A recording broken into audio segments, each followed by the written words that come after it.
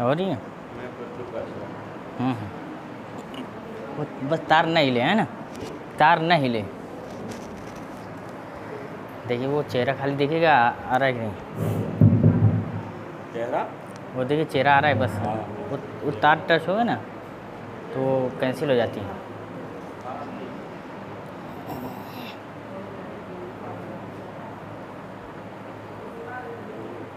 صحیح. رحم اللہ عنکر الفاتحہ.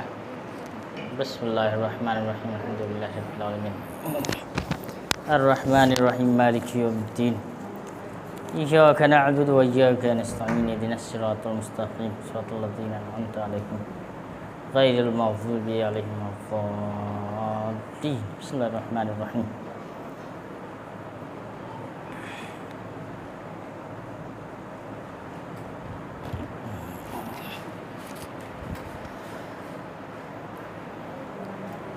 لا حول ولا قوة إلا بالله العلي العظيم. أعوذ بالله من الشيطان الرجيم. بسم الله الرحمن الرحيم.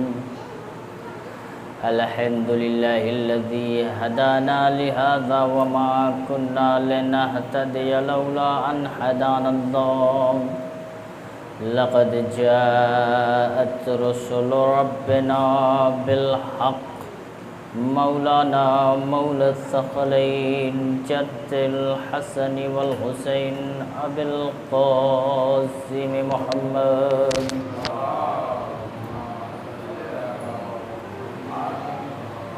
وأهل بيته الطيبين الطاهرين المعصومين المظلومين ولعنة الله على القوم الظالمين. أما بعد فقد قال الله تبارك وتعالى في قرآن مجيد.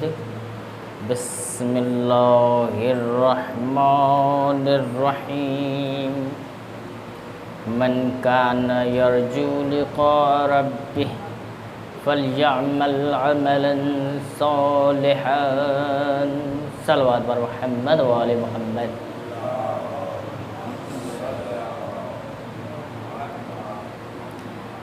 عزیزان گرامی،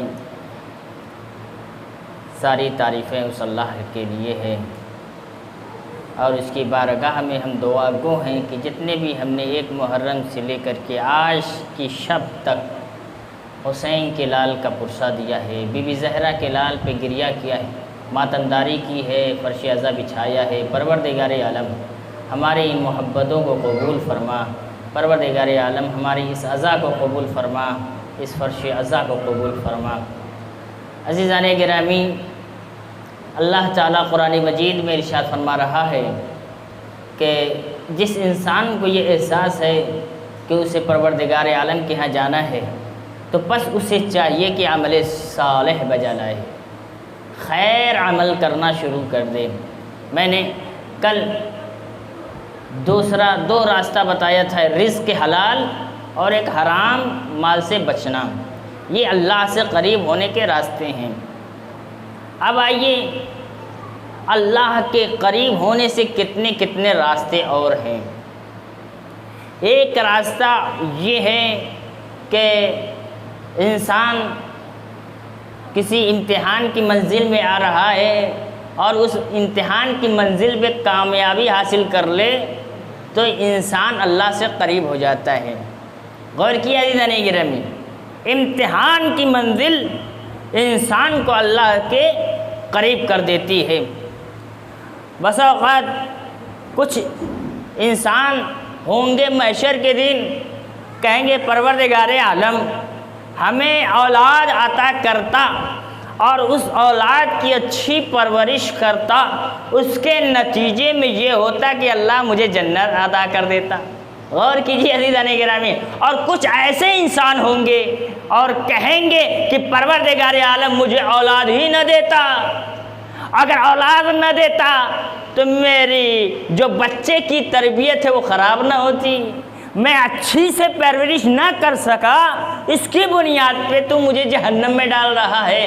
تو اس لیے دعا کریں گے کاش کہ پروردگار عالم مجھے اولاد عطا نہ کرتا۔ تو اس لیے عزیزان گرامی، اللہ نے اگر اس دنیا میں اگر جس انسان کو اولاد نہیں دی ہے تو وہ غمزدہ نہ رہیں، کیونکہ مصلحت پروردگار یہ ہے کہ کہیں محشر میں آپ اس چیز کے شکوہ نہ رہوں۔ غور کیجیے عزیزان گرامی، اور جس کو اللہ نے اولاد دی ہے وہ اللہ کا شکر بجا لائیں۔ اس لیے اللہ نے اولاد دی ہوگی اور دی ہے تاکہ آپ اس اولاد کی اچھی تربیت کرے آپ محشر میں کامیاب ہو جائیں، آپ کے نام اعمال میں آخرت اچھی ہو جائے۔ یہی تو سب سے بڑا امتحان ہے کہ انسان کے پاس جب اللہ کی سب سے بڑی نعمت کون سی ہے؟ اولاد کی۔ جیسے ہی نعمت اولاد کی آتی ہے تو ہمارا فریضہ اور ہمارا امتحان وہیں سے شروع ہو جاتا ہے۔ غور کیجیے عزیزان گرامی، امتحان کی منزل اللہ سے قریب ہونا سب سے بڑی امتحان کی منزل ہے۔ کیا ہے؟ پہلے دن سے شروع ہو جاتی ہے، 2 سال کا ہوتا ہے، 3 سال کا ہوتا ہے تو ذمہ داریاں اور بڑھ جاتی ہیں۔ اور ذمہ داریاں کیا کیا ہیں وہ آپ کتابوں میں پڑھیں گے کہ جیسے ہی 2 سال کا بچہ ہوا تو آپ کے اوپر کون سی ذمہ داریاں ہو جاتی ہیں۔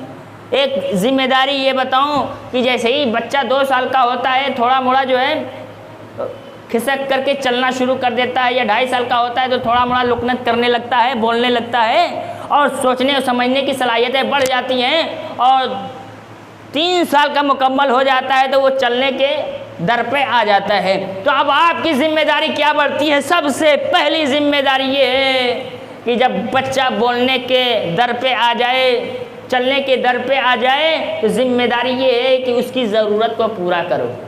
سب سے بڑا امتحان کہ اس کی ذمہ داری کو، اس کی خواہش کو پورا کرو۔ اس کی خواہش کیا ہے؟ خواہش کیا ہے آپ عزیزان بتائیے؟ بچے کی فطرت میں سب سے پہلی چیز کیا اللہ نے رکھی ہے؟ کھیلنے کی۔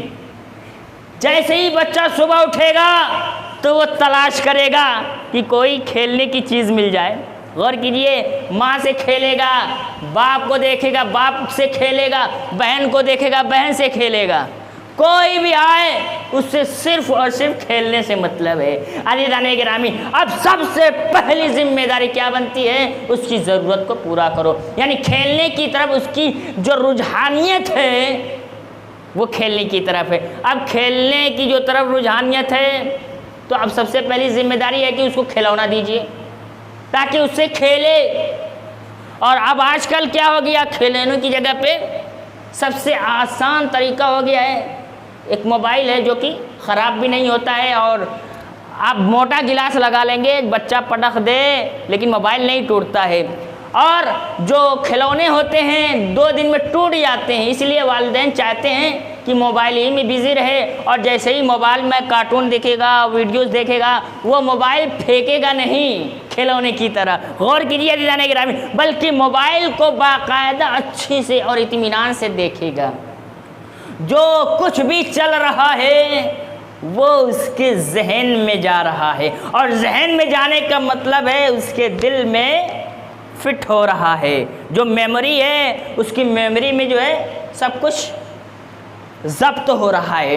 اب عزیزان گرامی، سب سے پہلی ذمہ داری اس کو کھلونا دیجئے۔ کھلونا ٹوٹ جائے اور بھی مضبوط کھلونا لائیے، اور بھی ٹوٹ جائے عزیزان گرامی، جیسے آپ کو صبح دودھ کی ضرورت ہوتی ہے، ناشتے کی ضرورت ہوتی ہے، دوپہر کو گوشت کی ضرورت ہوتی ہے، رات کو دال، طرح طرح کی قسموں کی غذائیں کی ضرورت ہوتی ہیں، اسی طریقے سے بچوں کو طرح طرح کے کھلونے کی ضرورت ہوتی ہے۔ ان کھلونے کی جگہ پہ اگر آپ نے اپنی ذمہ داری کو نہ نبھا کر کے موبائل پکڑا دیا تو سب سے پہلی یہ ہے کہ آپ نے اپنے اولاد کے اوپر خیانت کی۔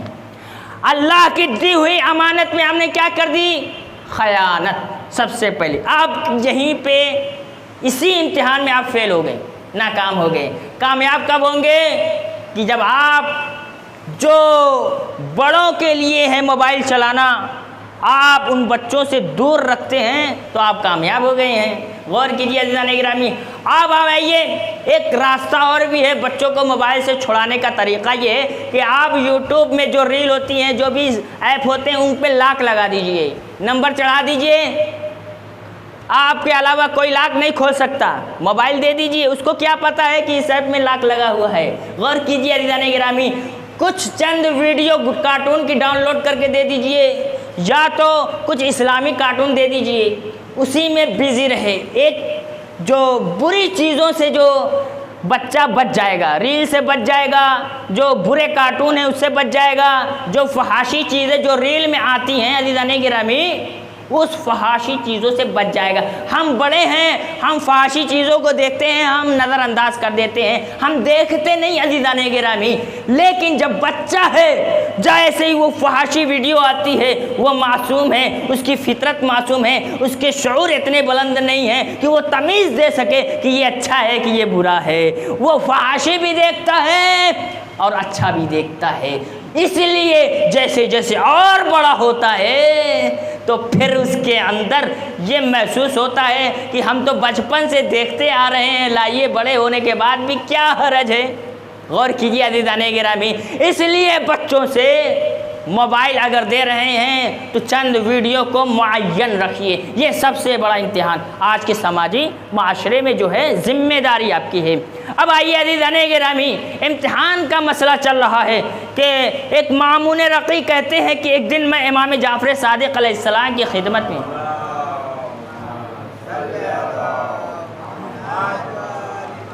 بیٹھا تھا کہ سہل ابن حسن خراسانی ایک شخص ہیں جو کہ امام کی خدمت میں حاضر ہوا، سہل ابن خراسانی، اور سلام عرض کیا، امام نے جواب دیا۔ امتحان دیکھیے عزیزان گرامی، کیسا امتحان۔ وہ کہتا ہے کہ آپ تو صاحب امام ہیں، منصب امام ہیں، آپ کے ہاتھ میں علم برداری ہے، آپ وقت کے شدید، وقت کے بادشاہ کے خلاف کیوں نہیں قیام کرتے؟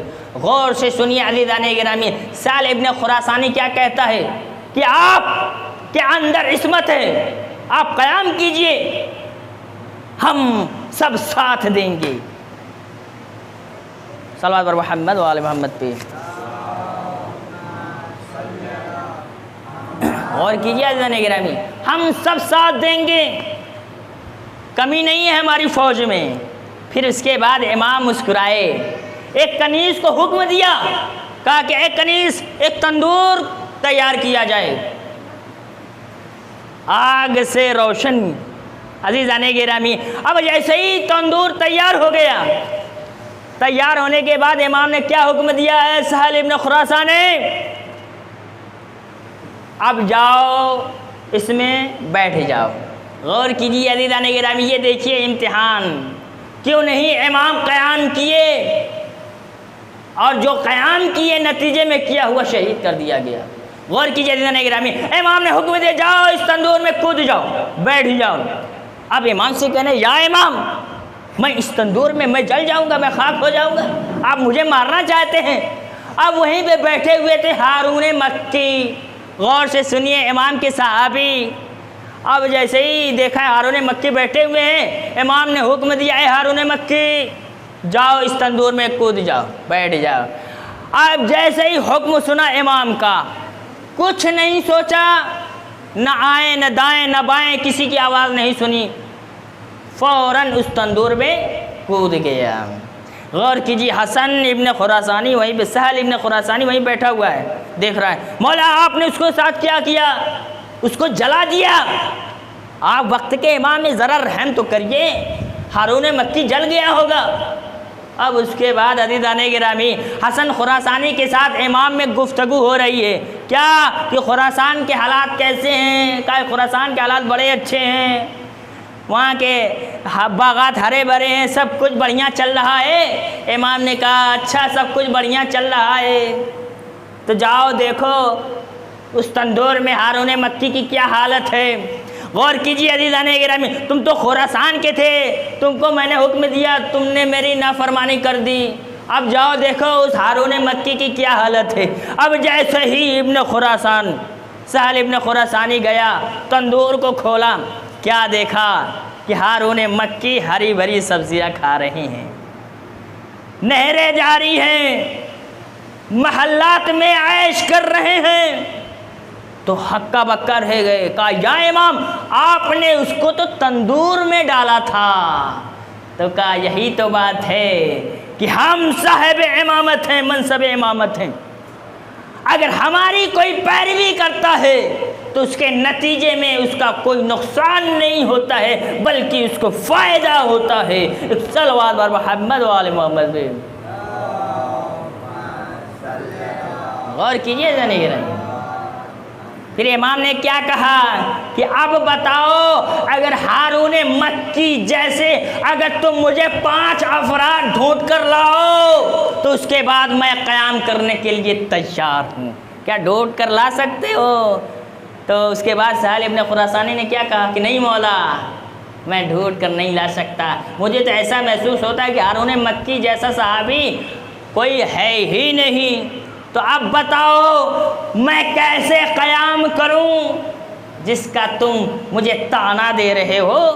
تو ویسا پہلے بنو تو امام کی اطاعت کرنے کے لائق تو بنو، اس کے بعد امام کی پیروی کرنے کے لیے اپنے آپ کو تیار کرنا۔ عزیزان گرامی، اب اس کے بعد آئیے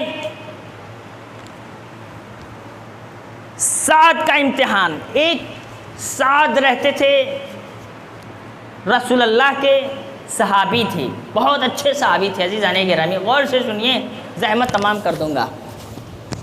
رسول اللہ کے صحابی سعد بہت غریب و فقیر، کیسے امتحان کی منزل پہ ان کو گزارا گیا۔ روزانہ نماز میں شامل ہوتے ہیں، اذان سے پہلے ہی وضو کر کے مسجد میں آ جاتے ہیں۔ رسول اللہ کو ترس آتا ہے کہ اے سعد تیری غربت پہ مجھے ترس آتا ہے، اگر کوئی مجھے پیسہ زکوٰۃ دے گا تو میں سب سے پہلے تمہیں دوں گا۔ غور سے سنیے عزیزان گرامی، اس کے بعد ایک شخص آتا ہے 2 درہم رسول اللہ کو دیتا ہے۔ دینے کے بعد رسول اللہ کو خیال آیا کہ سب سے پہلے حقدار کون ہے کہ سعد کو دیا جائے۔ اب پھر جیسے ہی سعد کو دیا، دینے سے پہلے کہا کہ اے سعد کیا چاہتا ہے کہ میں تمہیں جو پیسہ دوں گا اس پیسے سے کیا کرو گے؟ کہا کہ آپ جو حکم دیں گے وہ کر لوں گا، اگر آپ کہیں گے کاروبار کر لیجئے تو میں کاروبار کر لوں گا، آپ کہیں گے تو میں دکان کھول لوں گا تو دکان کھول لوں گا، کوئی بھی کام آپ حکم دیں گے میں اس حکم کی تعمیل کرنے کے لیے تیار ہوں۔ اب عزیزان گرامی جیسے ہی رسول اللہ نے سعد کو 2 درہم دیے، کہا کہ جاؤ اس سے کاروبار کرو، تمہارے کاروبار میں اللہ برکت دے گا۔ غور سے سنیے عزیزان گرامی، اب جیسے ہی 2 درہم لیے، کارخانہ کھولا، مسجد کے بغل میں ایک دکان کھول دیا۔ اب کھولنے کے بعد کسٹمر سے کسٹمر، اس کو نماز پڑھنے کی فرصت نہیں مل رہی۔ عزیزان گرامی پہلے سب سے پہلے اذان سے پہلے مسجد میں حاضر، اب جیسے ہی کاروبار بڑھ گیا، پیسہ آ گیا، بزنس کھل گیا اچھا، تو پھر رسول اللہ سے کہتا ہے کہ یا رسول اللہ تھوڑا ٹھہر جائیے، تھوڑا سا 2-4 کسٹمر ہیں ان کو نپٹا لوں، اس کے بعد مسجد میں آؤں گا۔ رسول اللہ بار بار اس کو نصیحت کر رہے ہیں، اے سعد تو پہلے ہی اچھا تھا، پیسہ آنے کے بعد، بزنس آنے کے بعد، کاروبار آنے کے بعد تو نماز سے غافل ہو گیا۔ میں نہیں چاہتا کہ تو نماز سے غافل رہ کر کے تم دنیا کے ہو جاؤ اور دین سے بھٹک جاؤ۔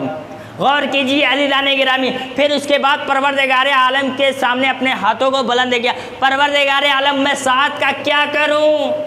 2 درہم تو دیا لیکن وہ مالدار ہو گیا، مالدار ہونے کے نتیجے میں وہ نماز سے بھٹک گیا، دنیا کی لذتوں میں بیٹھ گیا، دلدل کی لذتوں میں بیٹھ گیا۔ تو اللہ کا حکم ہوا یا رسول اللہ جو 2 درہم تم نے دیے تھے اس 2 درہم کو واپس لے لو۔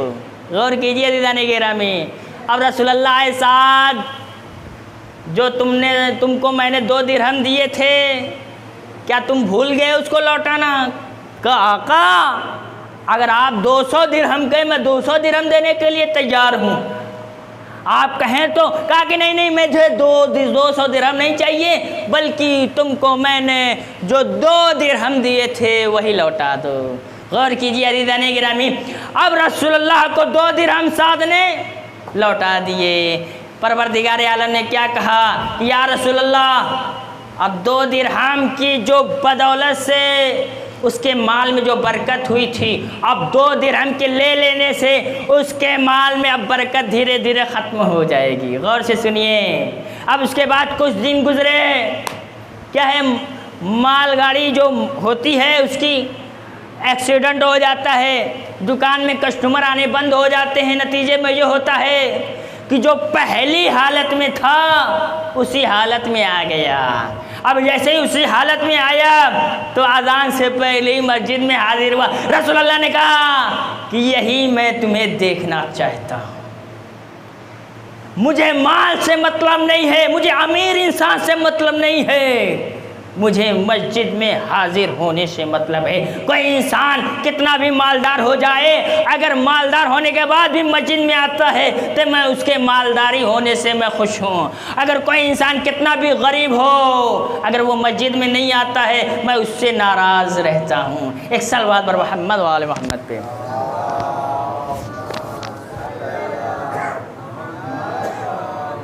اور کیا دیدار گرامی، رسول اللہ نے کیا کہا کہ مال آنے کا مطلب یہ نہیں ہے کہ آپ دنیا میں بھٹک جائیں، مال آنے کا مطلب یہ ہے کہ آپ دین سے متمسک رہیں۔ غور کیجیے دیدار گرامی، بس وقت تمام ہو گیا ہے۔ آئیے، ایک امتحان کربلا کے میدان میں بھی ہوا تھا۔ اللہ نے بہت سارے نبیوں کا امتحان لیا، جناب اسماعیل کا بھی امتحان لیا، جناب ابراہیم کا بھی امتحان لیا، لیکن ہائے رے امام حسین کا وہ امتحان کتنا بلند تھا۔ عزاداران مظلوم کربلا، میں وہ کیسے بیان کروں کہ جو 18 بنی ہاشم کی وہ قربانیاں، اہل حرم کا قافلہ کربلا سے کوفہ، کوفہ سے شام کا دیار بدیار پھرایا جانا، وہ کتنا بڑا امتحان جو امام حسین کے دل پہ گزرا۔ عزیزان گرامی، اب روایت میں لکھا ہے کہ جیسے ہی اہل حرم کا قافلہ یزید کے دربار کے قریب پہنچا، غور سے سنیے عزاداران مظلوم کربلا، اونٹوں سے اتارا گیا، اتنی بھیڑ تھی کہ چند قدموں کے فاصلے گھنٹوں میں گزر گئے۔ عزاداران مظلوم کربلا، پھر اس کے بعد جیسے ہی دربار یزید کے قریب پہنچا، کیا دیکھا کہ ایک تخت پہ بیٹھی ہوئی خاتون ہمارا دیدار کر رہی ہے۔ وہ خاتون کون تھی عزادارو؟ پتہ ہے، وہ ہند تھی۔ ہند یہودی تھی، ایک یہودی کی بیٹی تھی۔ کون سی بیٹی؟ وہ بیمار کی حالت میں تھی، وہ ایسے مرض میں مبتلا تھی جس کا کوئی علاج نہیں تھا۔ جب مدینے میں پتہ چلا کہ ایک علی ہے کہ جو ہر مرض کو ٹھیک کر دیتا ہے، اس کا باپ آیا امام علی علیہ السلام کے پاس، کہا کہ میری بیٹی لا علاج ہے، اس کو شفا چاہیے۔ امام علی نے ایک پیالے میں پانی لیا، کہا کہ جاؤ حسین کے پاس جاؤ اور اس سے کہو کہ اپنے ہاتھ کو اس پیالے میں رکھ دو۔ اجرکم اللہ، ہاتھ میں رکھنا تھا۔ پھر امام حسین کے پاس آیا، کہا کہ امام نے پیالے میں ہاتھ رکھ دیا ہے، اور امام نے کہا کہ جاؤ اپنی بیٹی کے اوپر پانی کو چھڑک دو، تمہاری بیٹی شفا یاب ہو جائے گی۔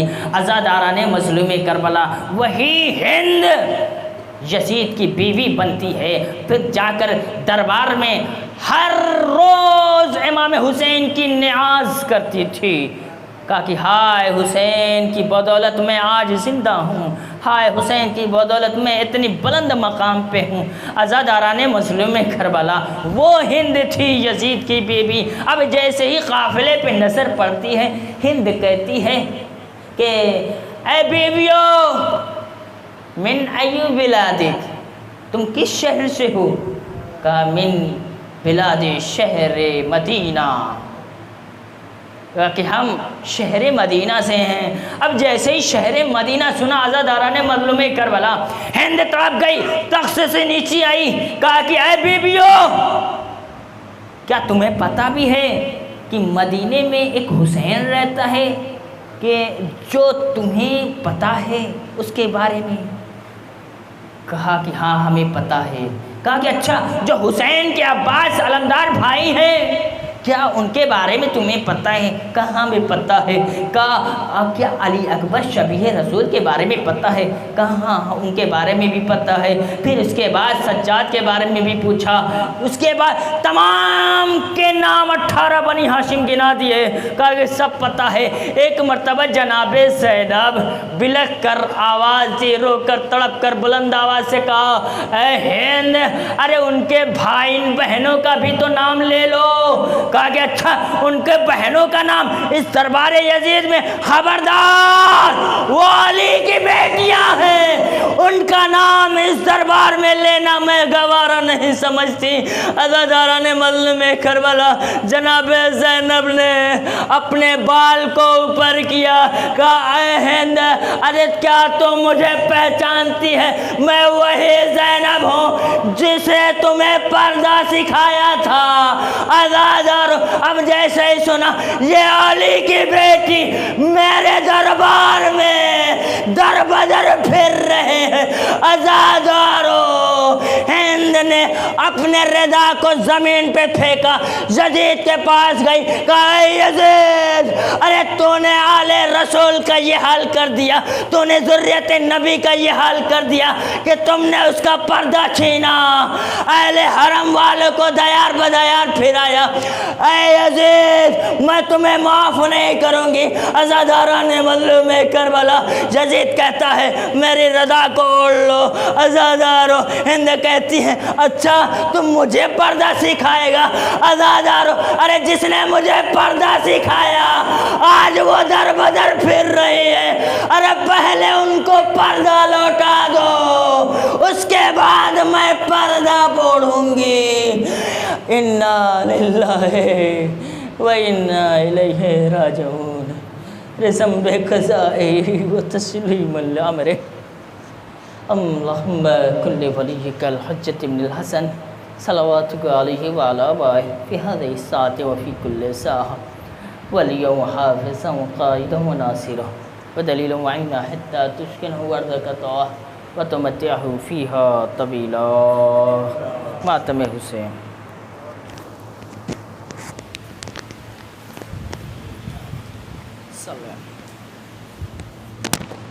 السلام علیکم یا